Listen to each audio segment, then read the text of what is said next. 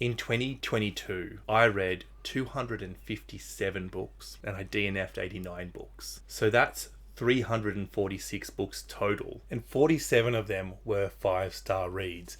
And we're going to talk about all of them in depth. No, we're not. This is my top 10 books of the year, ranked and ordered. This is the top 2.9% of novels I have touched this year. I have a video reviewing every 5-star book I read in the first half of the year. I'm considering doing that again for the second half of the year, so just let me know in the comments if that's a video you would be interested in. This is the express version of those videos for those of you who are time poor or like Ange, don't want to add too many books to your TBR. I want to give a general caveat before I start. These books are all exceptional, and ranking them from least amazingly exceptional read to most amazingly exceptional read is a little silly, and the rankings, they might be slightly different if I do them on a different day. Number 10, Comfort Me with Apples, Catherine Valente. This book is everything that is good about speculative fiction. It was imaginative, it was thought-provoking, great world building, and deep down, it's just a really enjoyable book. I could call this book fantasy, horror, thriller, literary, coming of age, or feminist. And I think that one of the best things about this book is that Valente is able to write to such a large audience without feeling spread out, without losing the vibe of any of the genres she's writing in. And I think that makes it such a satisfying read on so many different levels. Sophia was made for him, her perfect husband. She can feel it in her bones. He is perfect. Their home together in Arcadia Gardens is perfect. Everything is perfect. It's just that he's away so much, so often. He works so hard. She misses him, and he misses her. He says he does, so it must be true. He is the perfect husband, and everything is perfect. Except that if it was perfect, this wouldn't be an interesting book. Something very much isn't perfect, and Valente drops a lot of breadcrumbs for you to figure out what's going on. And when you finally do cotton on, well, it's perfect. It's one of those slow reveals that when you get it and you think about all the hints that you've missed, you feel just a little bit stupid for not getting them earlier, but not too stupid. It's really brilliant. I feel like Valente has found the midpoint of authors like Sarah Gailey, Sayaka Murata, and Sally Rooney. 3 authors who I hope we can all agree are very different.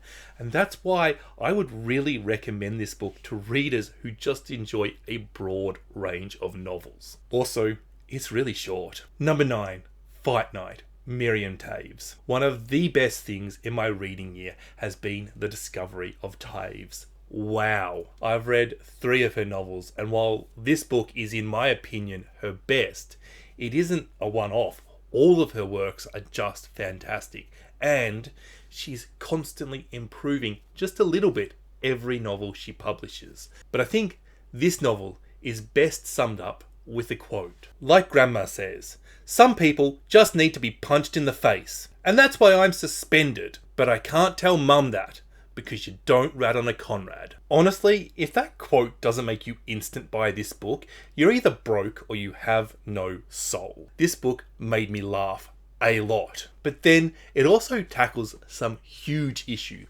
It is so feminist, as to all of Taves' works, by the way. Then it talks about things such as birth, death, and landlords being scumbags. Anybody who includes the word Conrad in their text is probably unlikely to be nice to the bourgeoisie, but Taves does it with such humour, it's brilliant. 9-year-old Swiv narrates this comedy novel, and she's living with her grandmother and pregnant mother. She's suspended from school for fighting, yet she's super intelligent, soaking up knowledge from her commie grandmother and her resilient mother. She's intelligent in a way that a lot of children are too.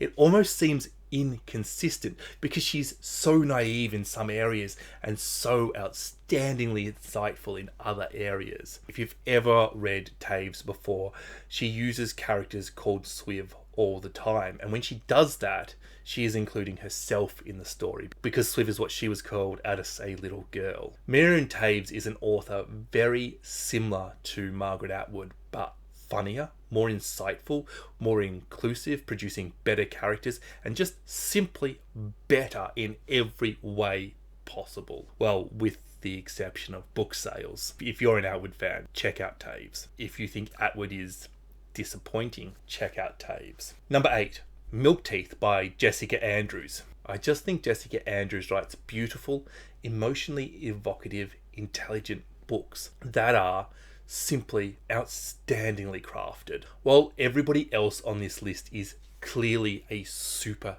talented author, and I'm certainly not saying that Andrews isn't talented, but she comes across as painstakingly thorough and hard-working. An author who knows exactly the book she wants to create and is so disciplined and thorough and sticks exactly to her task. Milk Teeth is a coming-of-age novel about a young woman from the north of England moving to London, Paris and Barcelona, meeting men and having a very complex relationship with both her body and with food. It is told in chapters that are about 2 pages long each, which jump back and forth in time. Each chapter mirrors the previous, sometimes reinforcing and sometimes contrasting. It is an effective way to build a character and promote thought on an issue. It is just a beautiful, well done, coming of age feminist novel talking about love and an eating disorder, and really quite a lot of issues.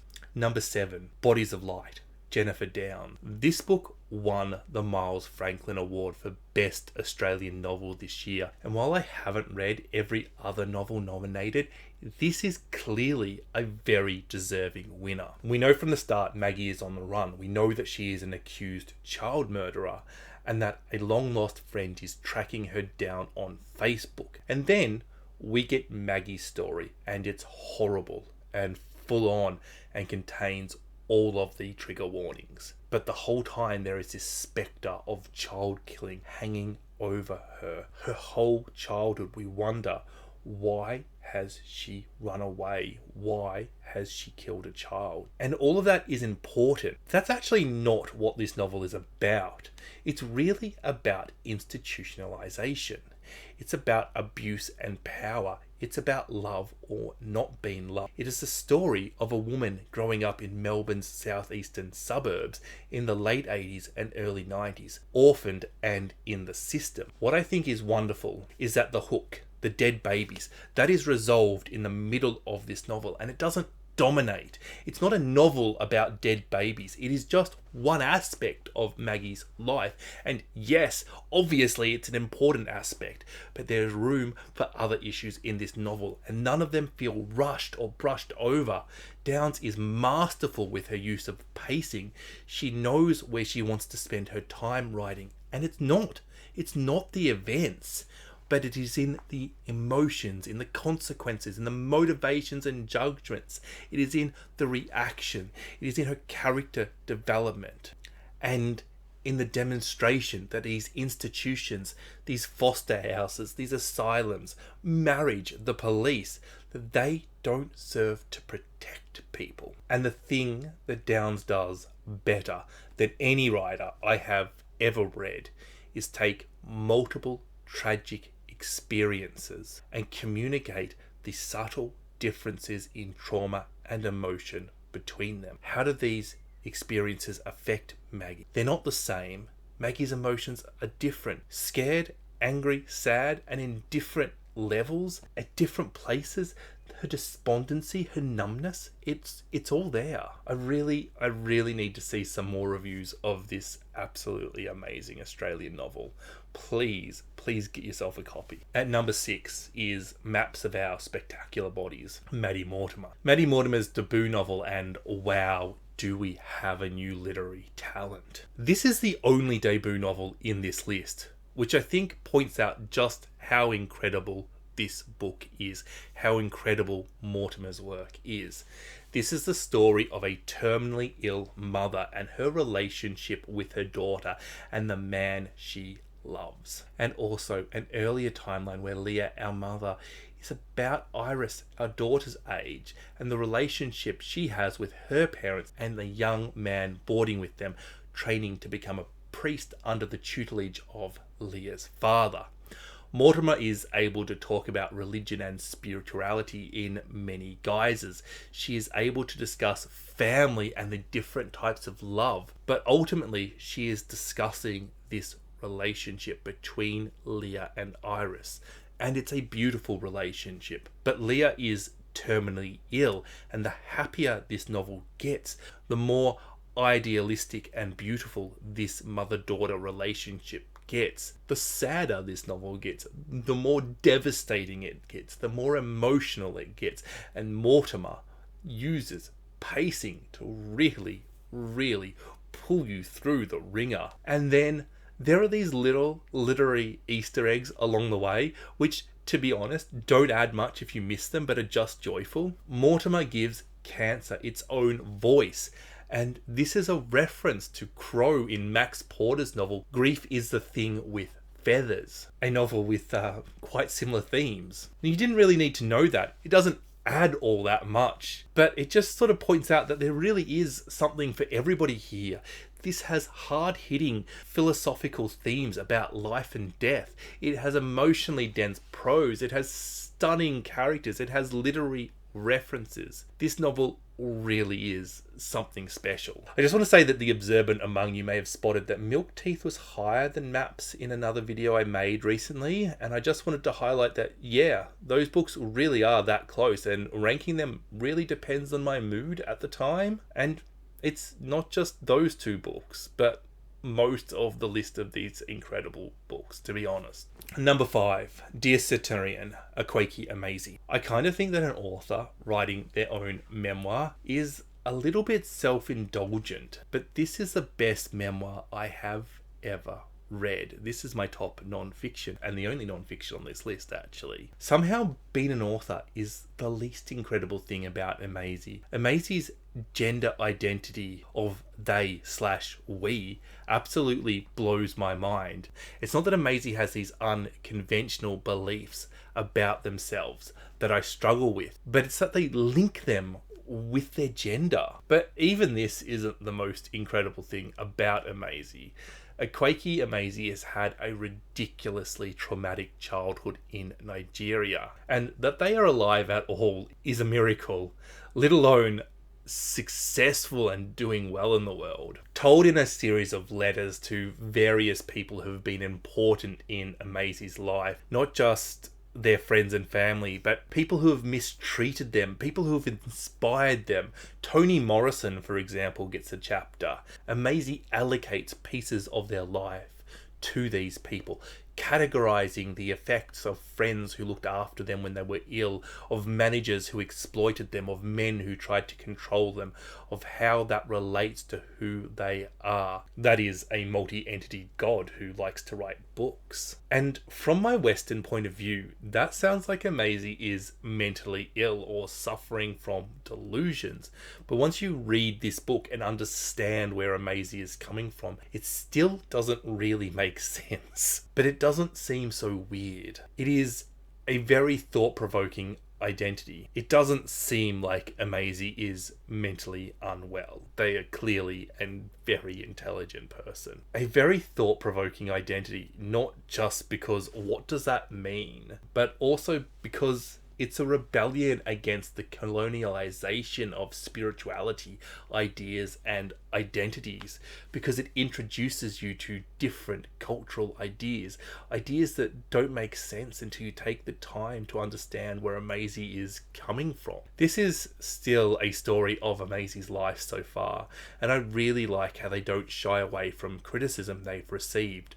Often they have been labelled as standoffish, attending writing concerts and not participating in the critiques of other aspiring writers. Amazing arrogantly says, I was there for me, I was there to learn, I was not preventing others from learning. And it's not the only time Amazing comes across as both driven and a little prickly. Do not stand in the way of a god when the god wants to write a book. I feel like I have this excellent sense of who Akwaeke Emezi is. Sure, they're writing themselves, but it's excellent character work. Just so different and thought-provoking. Wow. The Book of Form and Emptyness, Ruth Ozeki. It won the Women's Prize. I'm sure you've all heard about it before, but I just need to say, wow. I think it's very hard for a truly good book to focus on just one issue. And I think Ozeki knows that. When you have these multi-issue novels with all these different ideas, these issues and ideas, they intersect in different and not always predictable ways. And you often read these books and you wonder, did the author really intend to do all this? Are they just taking credit for an accident? Or did they just create some characters, some weird situation and some nice writing, threw it all in a pot together and were happy with the outcome? But I think Ruth Ozeki knows what her readers will see in her novels. She spends extra time explaining things so that you'll understand her ideas and the points she's making in a chapter's time, but she keeps her pace up and she keeps her plot strong. Ruth Ozeki is an absolutely incredible author who this year has taken over from Thomas Hardy as my favourite author. She is just so talented. But let's quickly discuss the Book of Form and Emptyness and not Ruth Ozeki. After the death of his father, 14-year-old Benji begins to hear voices.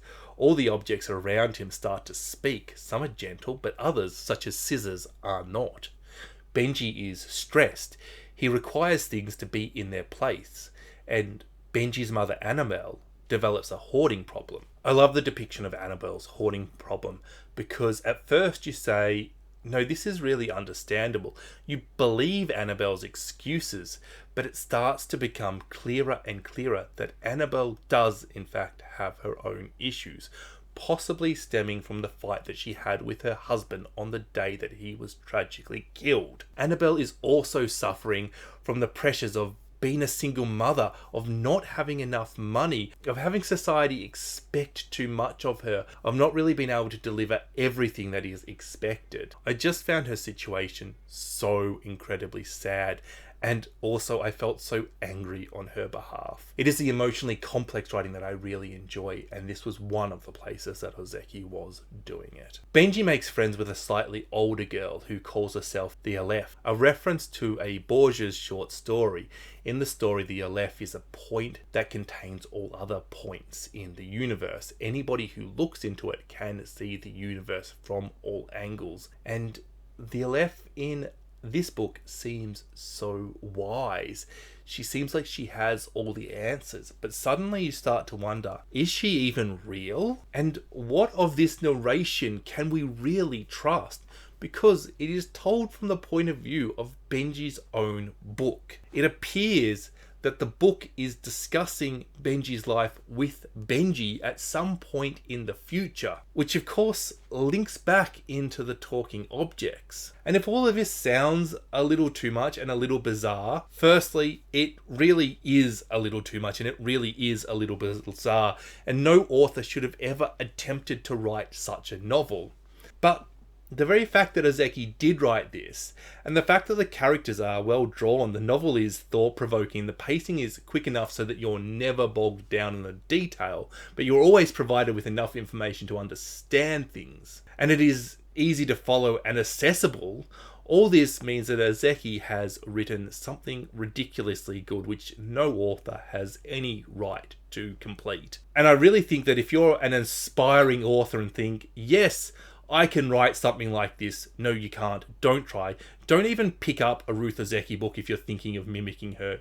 You can't do it. It's a red herring. She's ridiculously good and nobody else can do that sort of ridiculousness. Number 3. Sorrow and Bliss, Meg Mason. This is going to be one of those books that defines a new genre. The funny, sad, amazing woman that can't cope genre. Now I know if you don't like that genre, it probably sounds like run-of-the-mill millennium fiction, but for those of us who do like that sort of thing, this is a novel that authors are going to be thinking about and trying to replicate in 12 months' time. It is so easy to recommend this novel, because if you're one of the people who hates almost everything I like, then you'll probably hate this too. But if you like 50% of the books that I like, well, then this is a slam dunk. You're definitely going to love this book. And what makes this book so good is that Meg Mason really has the balance down between the funny and the sad, and makes this book just so perfect. It is essentially the story of Martha, a woman who for all of her life has been suffering from mental illness, who believes close to suicide is her normal. At 40, Patrick, her husband, has finally left her, and Martha is tracing back the events of her life that led up to that. Martha treats Patrick horribly throughout this whole novel, yet Mason has also been able to make Martha so wonderfully charismatic. It's not one of those stories where you wonder why Patrick stays with Martha at all. She's clearly a catch. She's also horrible. Martha doesn't really want kids, and Patrick is good with that because he loves Martha. He has done since he was 14. All he's ever wanted is for her to be happy. But Martha, for a lady who doesn't want kids, sure seems jealous of her sister and all of her children. And then Martha realizes that the condition she suffers from, it's not the condition she thought it was. And that somehow makes things both worse and better. Martha's illness is contrasted by the illnesses both her mother and her sister have. This is a complex tale about grief, mental illness, happiness, diagnosis, children, family, love, acceptance. And I believe that is the story that Meg Mason wanted to write, and she succeeded in doing that very well, and that in itself would have been an incredible 5-star read. But I also believe Mason is hilarious. I strongly believe that Meg Mason is that friend you go out for coffee with and all you do is laugh. I think she knows she is a little bit funny and decided not to remove any of her natural humour from the novel, and she's just struck gold. Is this a book that is summed up best by the quote where Martha says, "Every minute of every day throughout my 20s and my 30s, I have been depressed. Sometimes a little bit, sometimes a lot, but I've always been depressed"? Or is it best summed up by Martha saying that she hates moving, and Patrick later on saying, "Martha, why are all the moving boxes labelled miscellaneous?" Sometimes the humour contrasts the sad, sometimes it highlights it. I guess this is what a dark comedy does, and you might come away from this review thinking that Sorrow and Bliss is a dark comedy, but it isn't. It is very funny, and it is very dark, but it's accurate, it's entertaining, it's emotionally complex. The humour does not come from the darkness. The humour is there despite the darkness. And that's why I don't think this novel is a dark comedy. I looked at my review when I read Sorrow and Bliss, and I said at the time, it's hard to see me reading a better novel all year. But it's coming at number 3, A Tale for the Time Being, Ruth Ozeki. I did say that Ozeki was now my favourite author, and if you liked Book of Form and Emptyness, this one is slightly less bombastic and ever so slightly more amazing. 16-year-old now starts to write a journal detailing her life in Tokyo, the bullying she receives from her classmates, the life of her great-great-grandmother, a Buddhist nun who has lived for over a century, and the difference between her previous life in America and her new life in Tokyo. Ruth, a prominent author, finds a journal in a used bookshop, mistaking it for an old copy of Swan's Way. Now is writing in a journal that has a cover of the old Proust novel to disguise it to make the book look nicer. Ruth becomes obsessed with Niao, trying to research her father and find out what happened to her. But a power blackout disconnects her internet and she's forced to read Niao's journal to find out. But it's just that Niao's journal feels like a mixture of real things with fake things with lies. Did everything ever happen, or are they embellishments? Is this a work of teen fantasy, or is this an accurate journal? It's not even that Niao is an unreliable narrator,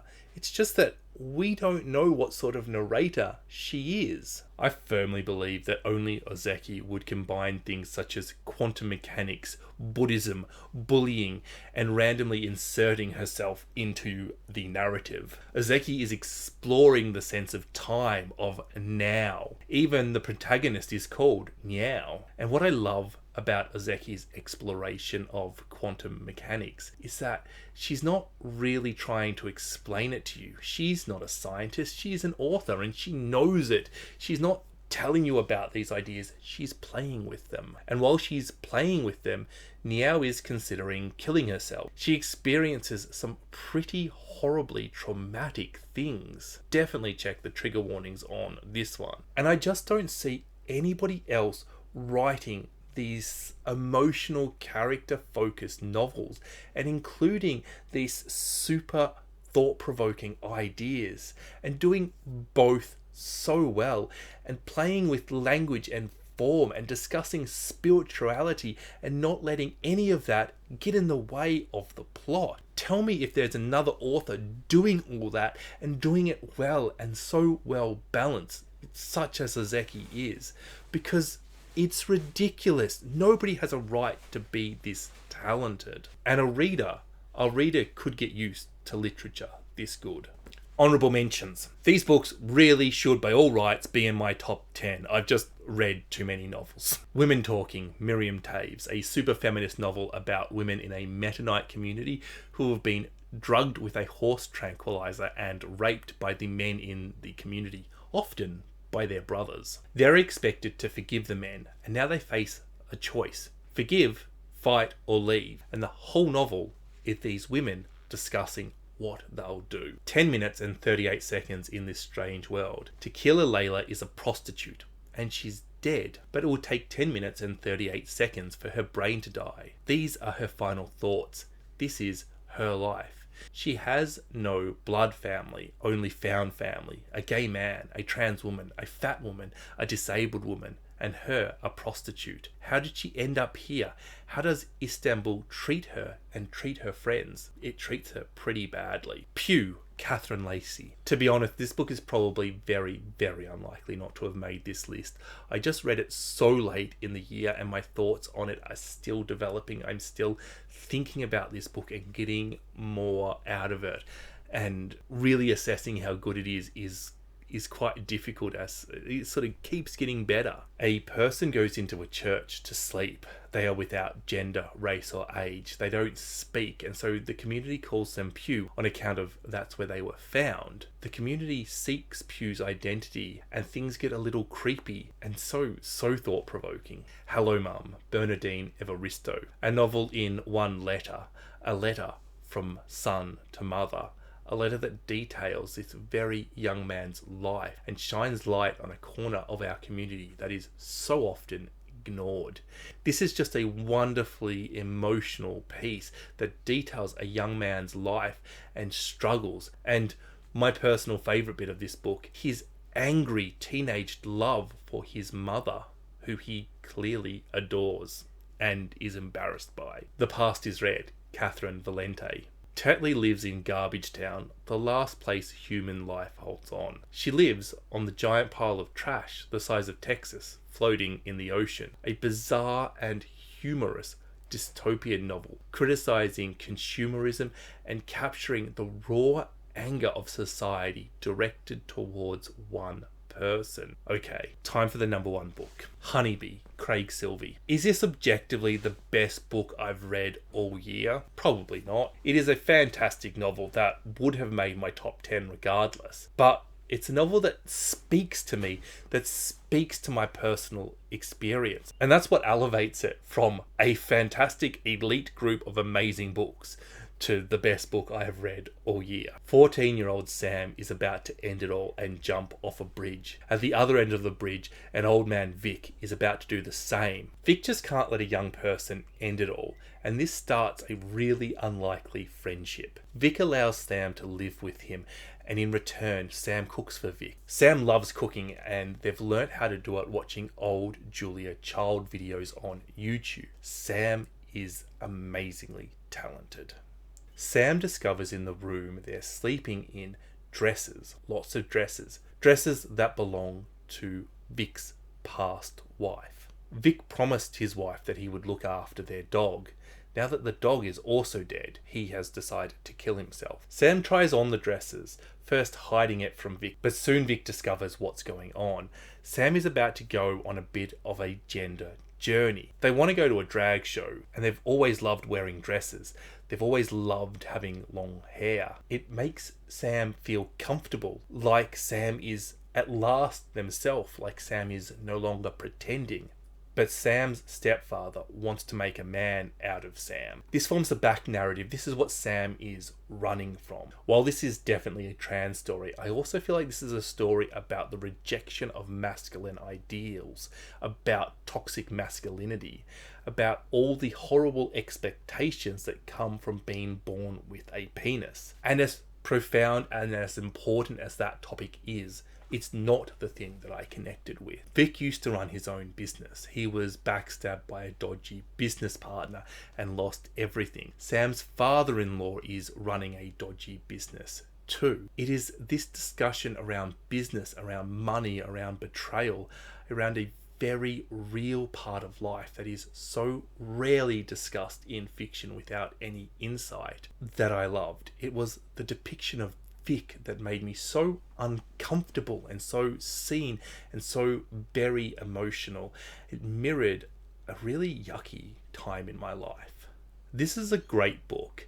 It's about an old bloke who really doesn't understand his young friend, but who accepts them anyway. It is the story of an unloved trans girl who gets the stability she needs, who doesn't just make friends with an old man, but also with a drag queen who has the best name I've heard of in a long time, Fella Fitzgerald, and a talkative, chubby brown girl who loves Dungeons and Dragons, who herself has lost her friends when she grew boobs and they became a bit incel-y towards her. It's about a young trans girl who wants to be a chef. It juxtaposes horrible trauma with love and acceptance, and it is just such a wonderful journey. That is my top 10 favourite reads for the year 2022 with 5 bonus books. I'd love to know your favourite reads of the year. If you're a fellow booktuber, let me know if you've made a similar video. And if you don't make videos, just let me know what your favourites are in the comments. It doesn't have to be 10, it can be however many you think is appropriate. Please make sure you're subscribed if you're not already,